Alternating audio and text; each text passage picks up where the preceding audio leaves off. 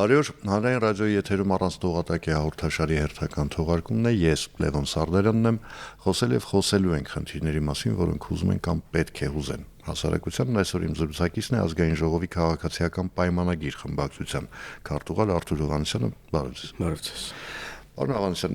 ես ճիշտն ասած հնարավորինս խուսափում եմ եկեղեցու հետ կապված թեմաները քննարկելուց, նախ որովհետև չեմ կարծում, որ ես ինքս կոմպետենտ եմ այդ մասին խոսելու հարցում, եւ երկրորդը իրոք արդեն շատ է, բայց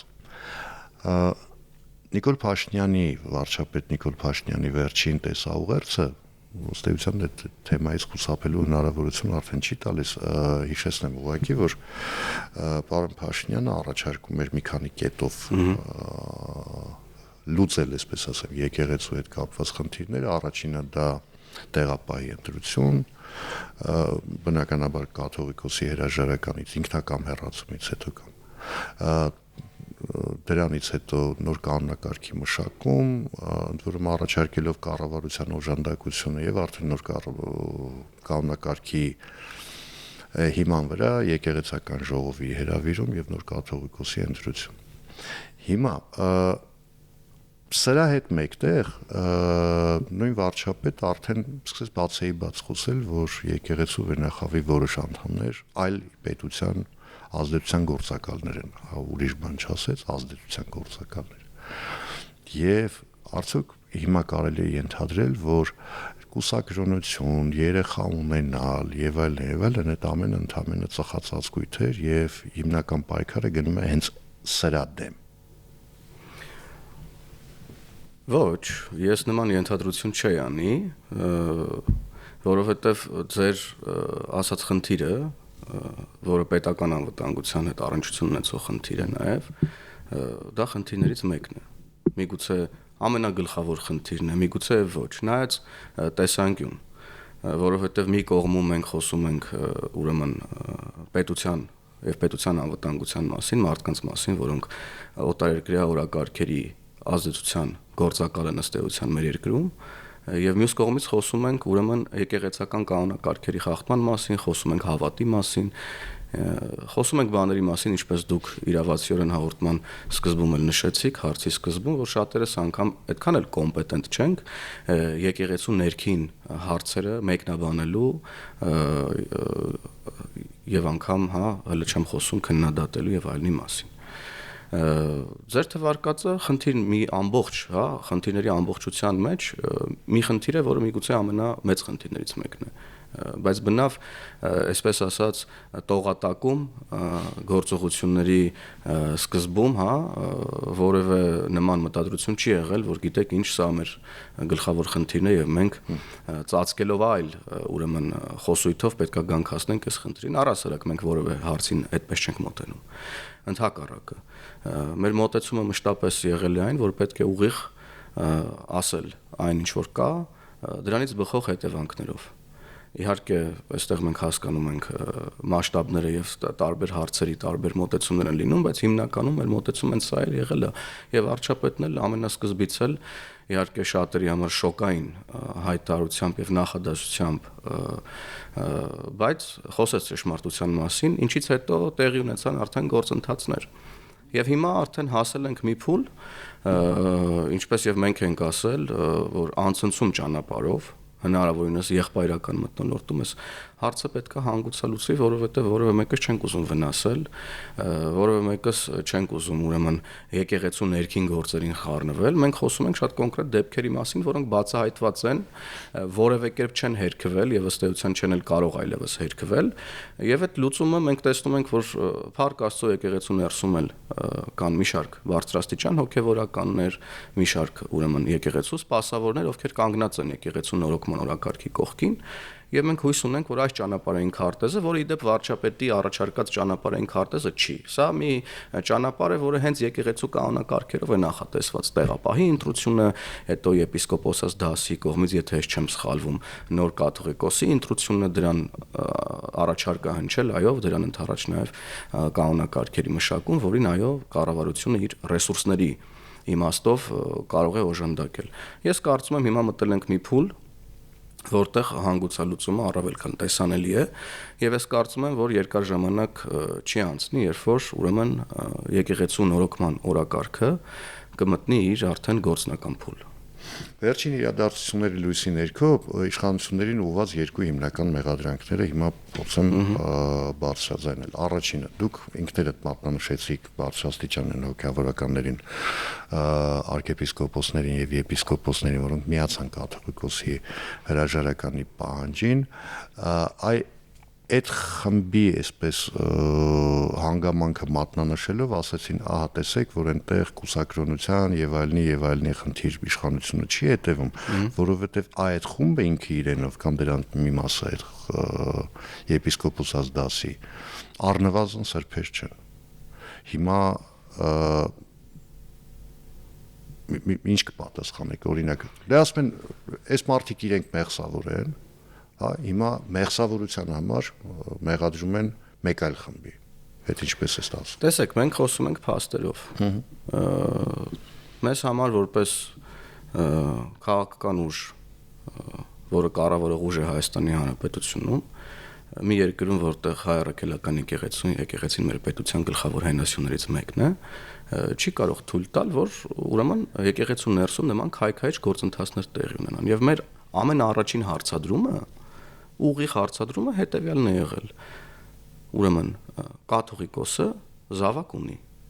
Այս հարցի հետ հաշտենք մենք, թե հաշտ չենք։ Այս տեղեկատվությունը որևէ կերպ չի հերքվել, ընդհակառակը դեռ մի շարք փաստերով հաստատվել է, եւ այստեղից սկսվել է ամեն ինչ։ Եվ ամեն ինչ բխում է սրանից, թե այո, այս իրավիճակում կան նաև մի շարք այլ հոգևորականներ, որոնց շուրջ նաև ես տարբեր տեղերից բազմաթիվ տարբեր տեղեկատվություններ եմ լսում։ Այդ թվում նաև տարբեր տեղեկատվությունների լսում, օրինակ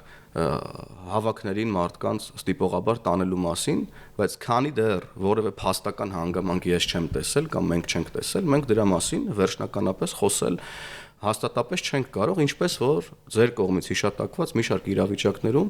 որտեղ խոսք է գնում այսօր եկեղեցու նորոգման օրակարգի կողքը կանգնած մի շարք օրինակ կամ մի քանի հոգևորականների մասին։ Եթե կլինեն փաստեր, որ նրանք ներողություն, եթե կլինեն փաստեր, որ կան հոգևորականներ եկեղեցում,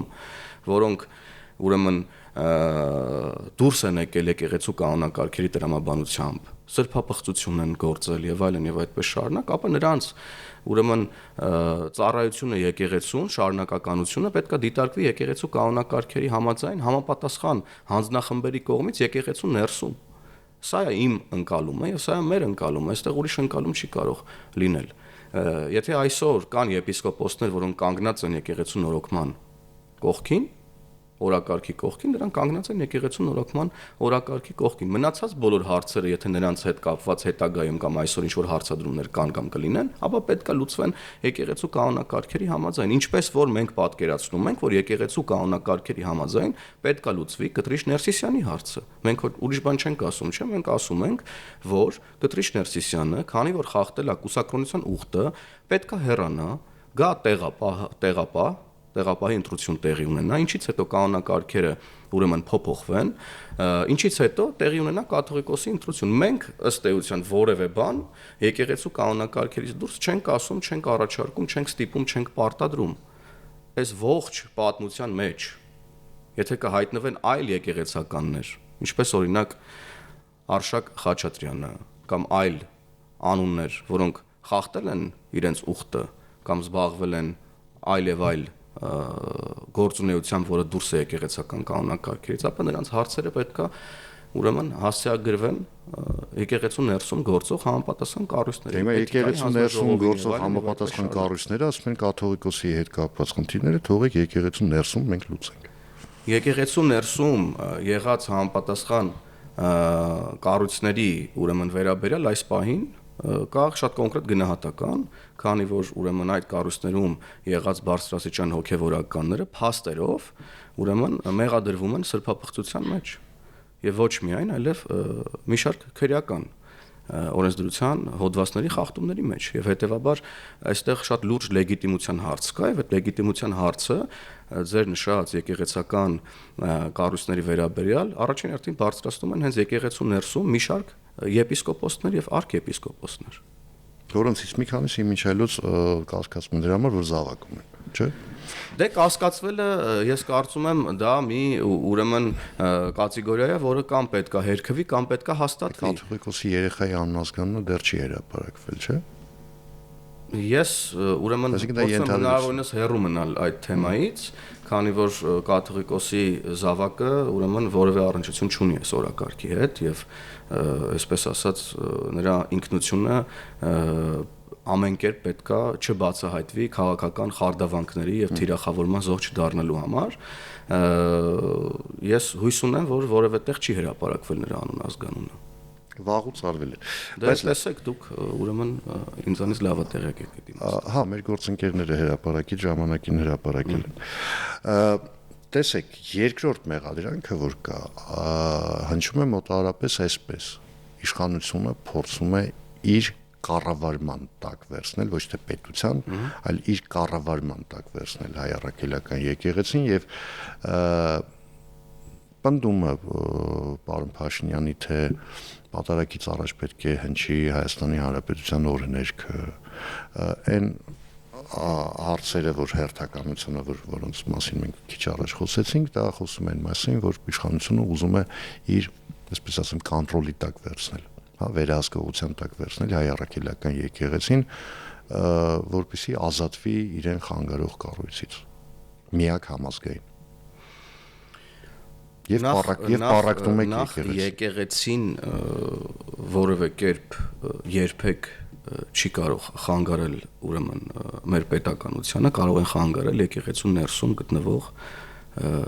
տարբեր մարդիկ, այս դեպքում ուրեմն Կտրիչ Ներսիսյանը եւ մի շարք բարձրաստիճան հոգեվորականներ, որոնք եկեղեցու ներսում իրականացնում են մաֆիոզ կլանային կառավարում, որը ընդհանրապես կապ չունի հայ առաքելական եկեղեցու եւ կրոնի հետ առհասարակ։ Եվ մեր խնդրումը հայ առաքելական եկեղեցու հետ չէ, այս ուրեմն շահարկումը ամենասկզբից է դրվել օրակարգում, ես էլի եմ կրկնում, մեր խնդիրը եկեղեցին պարակտող բարձրաստիճան հոգեվորականների հետ է Կտրիչ Ներսիսյանի գլխավորությամբ։ Օրհներգի առաջարկը, ես կարծում եմ սա առաջարկ է, որը բացա քննարկվում է եւ վարչապետը բարձրաստիճան հոգեվորականների հետ էլ նաեւ իր կողմից հրավիրված տարբեր քաղաքացիներով կազմված խորհրդում են քննարկում են այս հարցերը, որոնք կարելի է քննարկել, ես չեմ կարծում, որ այստեղ որևէ տաբու թեմա կա, ինչ վերաբերվում է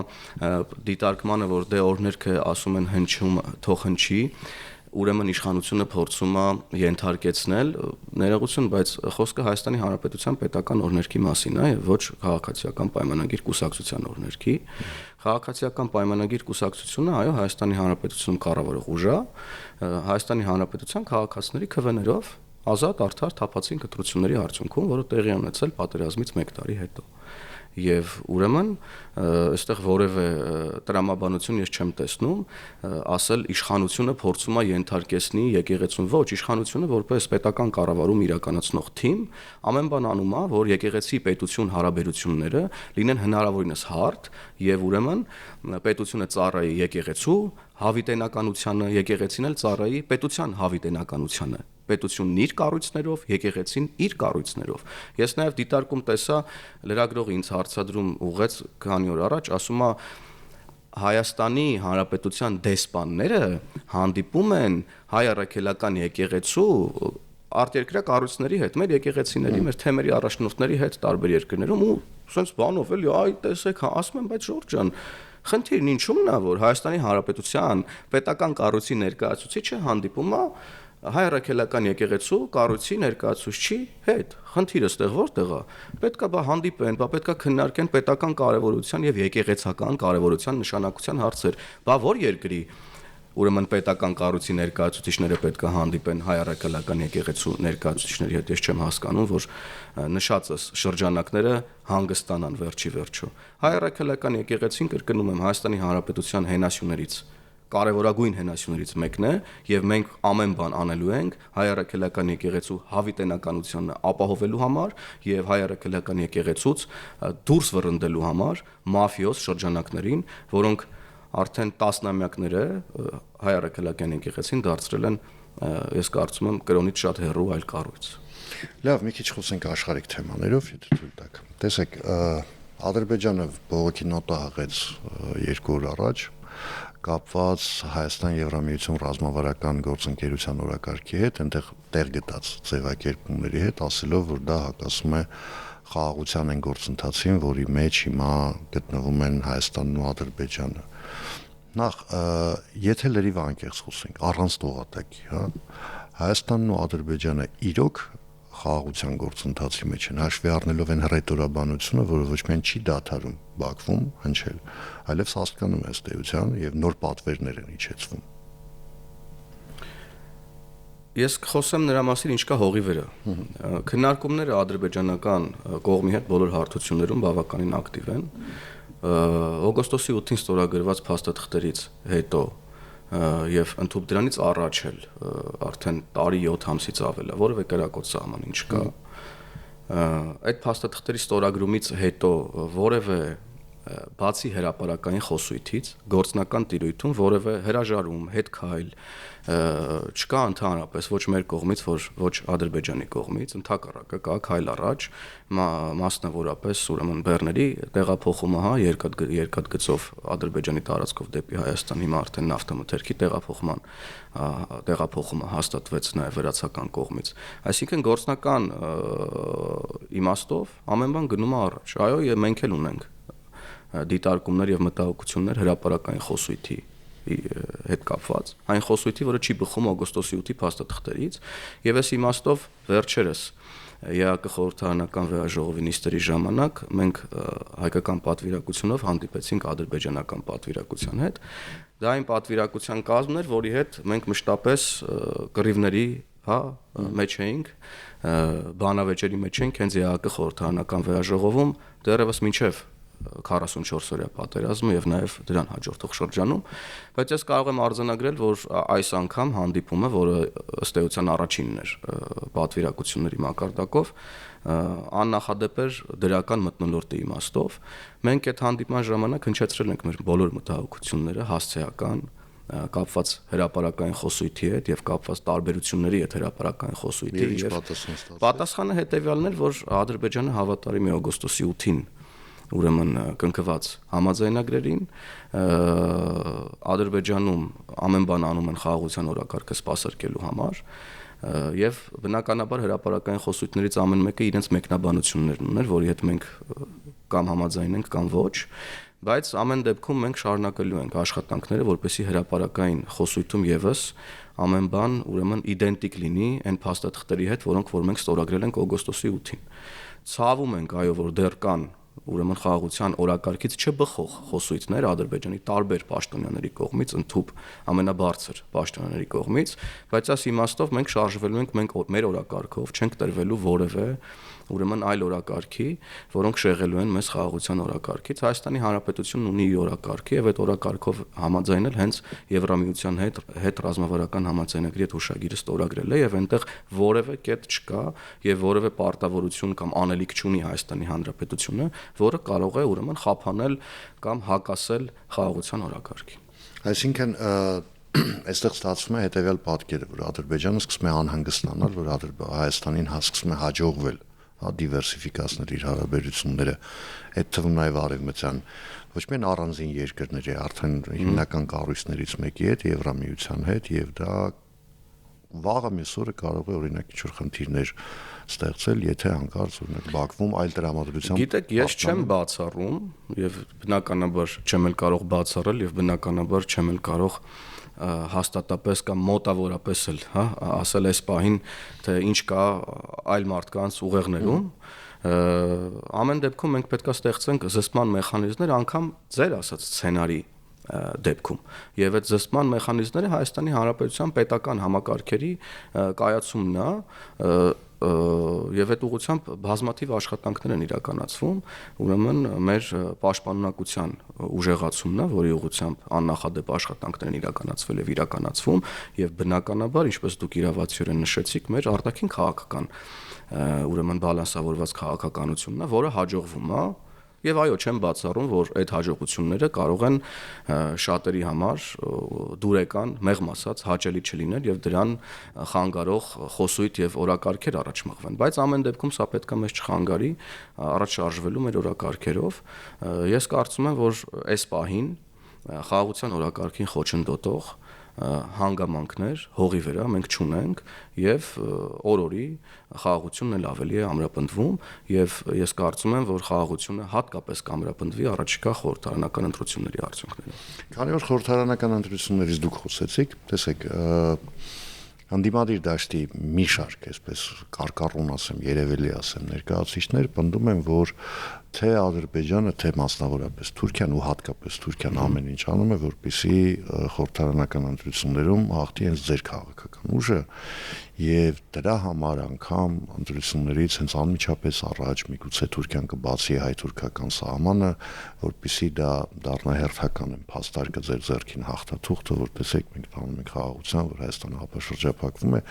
Միաժամանակ սակայն օրինակ 3 այստեղ իմ հյուրներ Հայաստանի Հանրապետության ֆինանսների նախկին նախարար Լևոն Բարխուդարյանը նա ասաց, որ ստեղծվել է մի իրավիճակ, երբ Թուրքիային որևէ մեկը չի էլ հարցնելու նա կողմ է թե դեմ է հապաշրջափակմանը, այսինքն Եվրամիությունը ըստ էության պարտադրելու է դա անել, հաշվի առնելով Թուրքիայի ֆինանսական վիճակը։ Հիմա Թուրքիային պարտադրելու են, բացել թե Թուրքիան դա ձեր համար է անել։ Ես կարծում եմ ոչ այն, ամեն պետություն գործողություններ է անում առաջին հերթին իր համար, կլինի դա Թուրքիան, կլինի դա Ադրբեջանը, կլինի դա Եվրամիությունը, թե կլինենք դա մենք։ Այսինքն ես չեմ կարծում, որ ներկա աշխարհակաղակական իրավիճակում նաև Ուկրաինայում տեղի ունեցող իրավիճակում ԱՄՆ-ԵՄ հարաբերությունների համատեքստում կա հնարավորություն Եվրամիության կողմից այնպիսի ճնշման լծակներ գործադրել Թուրքիայի նկատմամբ, որպեսզի օր առաջ սահմանը բացվի։ Ես կարծում եմ, որ մեր եւ Եվրամիության հարաբերությունները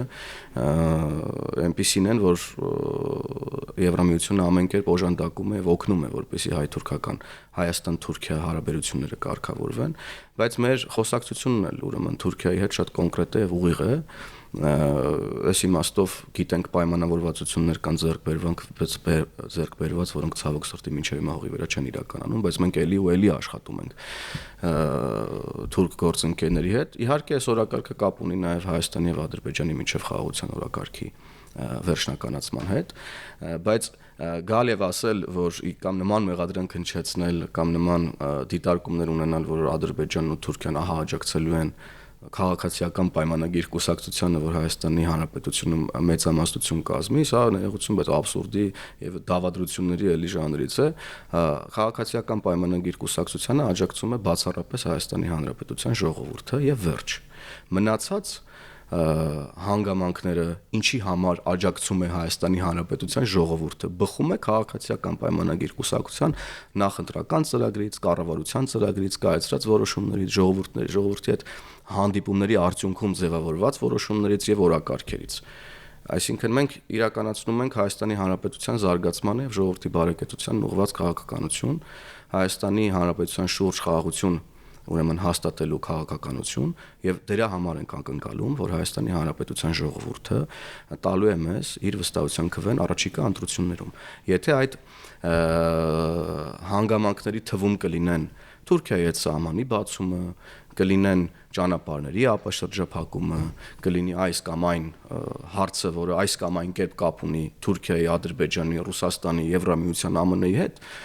սա մեր քաղաքականությունների արդյունքում եղած հանգամանքներն են եւ որևէ կերպ արտաքին աջակցության մասին խոսել չեմ կարող։ Հիմա ստեղծված իրավիճակում, տեսեք, գալիք տարին արդեն ընտրական տարի, նախընտրական էլ արդեն չենք էլ հասցնելու, հաշվենք նախընտրական տարի, գալիք տարի ընտրություններից առաջ, քանի որ խոսեցիք կառավարության ծրագրի մասին, նախընտրական ծրագրերի մասին, բնականաբար ձեզ հիշեցնելու են 2021 թվականը։ Այո։ Ասելու են, այդ տեսեք, դուք ունեիք նախընտրական ծրագրում էս, չարեցիք, ունեիք սա, չարեցիք։ Գերիների արձակում չեղավ, Արցախը հայաթափվեց, եւ այլն, մի շարք էսպիսի բան։ Ինչ եք պատասխանելու այդ դեպքում։ Պատասխանելու ենք այն, ինչ որ ասել ենք մինչև այսօր։ ձեր առաջ բերած հարցադրումները ըստ էության նոր չի որ պետքա հնչեն եւ բազմիցս արդեն իսկ հնչել են եւ դրանց մասին մենք բազմիցս հասցրել ենք արդեն խոսենք թե վարչապետի մակարդակով ազգային ժողովի ամբիոնից կլինի կառավարության ուրեմն նիստերի ժամանակ կլինի թե մենք բոլորս ենք խոսել սրա մասին այո 2021 թվականի քաղաքացիական պայմանագիր նախընտրական քաղաքացիական պայմանագիր կուսակցության նախընտրական ծրագրում այո կան կետեր որոնք այլևս անհնար են իրականության մեջ իրականացնել եւ անհնարին են դարձել իրականացնել ժամանակի ընթացքում այդ նախընտրական տեքստի հա գրվելուց հետո ստեղծված հանգամանքների բերումով բայց ես ուզում եմ մեկ այլ կարևոր հանգամանք էլ մեջ բերել քաղաքացիական պայմանագիր կուսակցության նախընտրական ծրագրի եւ կառավարության ծրագրի մեջտեղում տեղի ունեցած իրադարձությունների մասին։ Այդ իրադարձությունները նախընտրական քարոզարշավներն էին, որոնց ընթացքում ժողովուրդը հստակ ձևակերպել է այն օրակարգը, ինչի համար մեզ քվե է տալիս։ Եվ մենք առաջնորդվել ենք այդ օրակարգով, այո, կանգնել ենք եւ ոչ մեկ անգամ ասել ենք այն իրողությունները, որոնք որ կան, շատ ուղիղ եւ որոնց պայմաններում հնարավոր չի այլևս անդրադառնալ ուրեմն 2021 թվականի ընտրություններից առաջ ձևակերպված մի շարք ուղղությունների եւ մտքերի, ցավոք, բայց դրան են բերել աշխարհաքաղաքական, տարածաշրջանային, ներքաղաքական զարգացումները, որոնց հետ մենք հաշվի ենք նստել եւ ներողություն չենք գնացել արկածախնդրության։ Իրականության մեջ, օբյեկտիվ իրականության մեջ ավելի լավ է գաս կանգնես ասես սիրելի ժողովուրդ սա որը որ կա այս պահին հնարավոր չի իրականացնել եւ դրա համար նաեւ ստանաս արձագանքը ժողովրդի դրական բացասական նեյտրալ կամ որևէ կերպ հիմա սա է ճիշտ թե լռել թաքցնել որ հնարավոր չի այս նախադասությունն իրականություն դարձնել գալ եւ ժողովրդին անընդհատ կերակրել ներողություն ես բարիս համար որ հեսա սաղ լավ ալնելու ժողովուրդ ջան, հեսա ամեն ինչ լավ ալնելու եւ վերջում նման մի պատկեր մենք մի քիչ այլ տրամաբանությամբ բախվել ենք այդ պատկերին 44-օրյա պատերազմի ընթացքում, երբ շատ իրադարձություններ ոչ միայն մեր քաղաքացիների Ղարաբաղի մեր ժողովրդի համար, այլև մեզ բոլորիս համար մի շարք իրադարձությունների վրա նոր լույս սկսեց սփռվել, մի շարք փաստաթղթեր, նոր ջրերես դուրս եկան, մի շարք խոսակցություններ եւ պայմանավորվածություններ եւ այլն եւ այդպես շարունակ։ Այսինքն մենք ընտրում ենք ճշմարտության ճանապարհով գնալը եւ ուղիղ ենք մեր ժողովրդի հետ եւ պատրաստ ենք դրա համար ուրեմն ժողովրդի կողմից ինչպես վարչապետն էր ասել, պատրաստ են կանգնել գնդակահարության պատի տակ։ Մենք սա ասել ենք եւ շարունակում ենք ասել։ Հիմա ձեզ մեղադրում են նաեւ նրա համար, որ դուք այլոց եք կանգնեցնում գնդակահարության պատի տակ, որ Հայաստանում 37 թվականն է, որ համատարած տերորի մթնոլորտ է, որ եկեղեցու դեմ արշավ կա, որ դրա վկայությունն են 3 կալանավորված arczepiskoposները, որ ընդդիմադիրներին են ծեցում 2 օր առաջ նախկին падգամավոր Միրան Հակոբյանի վրա էր արձակում տեղի ունեցել, ընդ որում ես արդեն չհասկացա քրեական գործ հարուցվել է թե չի հարուցվել, այ քրեական գործ հարուցվի, եթե հանկարծ ձեզ հետ ինչ որ բան լինի այն այլոց հետ եւ այլն ու էլի մի շարք մարդիկ, որոնք իրենց համարում են կամ նրանց համարում են քաղբանտարկյալներ եւ դա արվում է որպեսզի Հայաստանում խլեցվի ընդդիմադիր խոսքը։ Բարդ է այս դիտարկմանը պատասխանել երբ Հայաստանի Հանրապետությունը գտնվում է խոսքի ազատության այնպիսի մի մակարդակում, որ ես կարծում եմ չափից շատ արդեն, որովհետև մենք ինքներս տեսնում ենք, թե ինչ է կատարվում տեղեկատվական դաշտում, լրատվական դաշտում, որևէ մեկը չի լրացվում, որևէ կերպ, իսկ ձեր կողմից հիշատակված միջադեպը Միրան Հակոբյանի հետ դատապարտելի է, ցանկացած նման երևույթ դատապարտելի է Հայաստանի Հանրապետությունում յուրաքանչյուր հարաբերություն պետք է ուրեմն տեղի ունենա օրենքի դաշտում եւ հարաբերությունները պետք է պարզվեն օրենքի դաշտում եւ այդ թվերը վաղուց վերջացել են Հայաստանում դալաներում մարդ ծեծելու ժամանակները վաղուց ավարտվել են եւ հիմա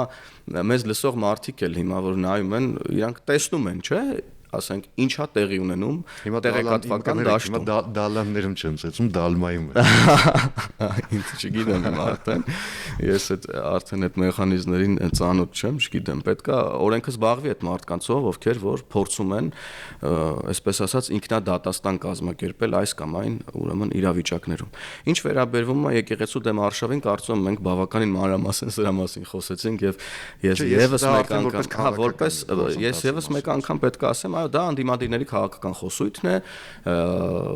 եւ բնական է, որ ընդդիմադիրները պետք է այդ խոսույթն ունենային, ես կարծում եմ, այլ այս ընդդիմադիրները այլ խոսույթ չէին էլ կարող ունենալ, որովհետև մենք հիշատակում ենք ձերբակալված, կալանավորված եւ արդեն դատապարտված բարձրաստիճան հոգեվորականների, որոնք ներողություն, բայց քրեական օրենսգրքի համապատասխան հոդվածներով են դատապարտվել, դրա վերաբերյալ կամ փաստական հանգամանքներ եւ դատարաններն են տվել այդ վճիռները։ Այն նույն դատարանները, որոնք մեր վերաբերյալ են օրինակ վճիռներ կայացնում։ Ինձ միշտ հետաքրքրում է մարդիկ կան, այ ասում է դատարանները ձեզ են ծառայում, հետո երբ որ իրանց հաճո որոշում է կայացվում որևէ դատարանում, քարլերություն, ծափարում են այդ դատավորին, այո, հիմա վերջը դատական համակարգը մեզ ենթարկվում է, թե չէ, օրինակ ես վերջերս ին վերաբերյալ դատարանը վճիռ է կայացրել, որ ես դրամական փոխհատուցում պետք է տամ մեր սիրելի հայրենակիցներից որևէ մեկին։ Հիմա դատարանը, եթե մերն է, ինչի է մեր դեմ որոշումներ կայացնում կամ բազմաթիվ մեր իշխանության մեջ եղած մարդիկ նախարարներ, փոխնախարարներ, չգիտեմ, վարչության պետեր, այլ պաշտոնյաներ, ազգային ժողովի падգամավորներ, որոնք այլևս մեր խմբակցությունից չեն, քրեական գործերով են անցնում, կալանավորվում, դատապարտվում են, այսինքն մենք գործ ունենք իրավիճակի հետ, երբ որ օրենքը հավասար է բոլորի համար։ Եվ այո, ցավալի է եւ շոկային է, երբ որ օրենքը գնում է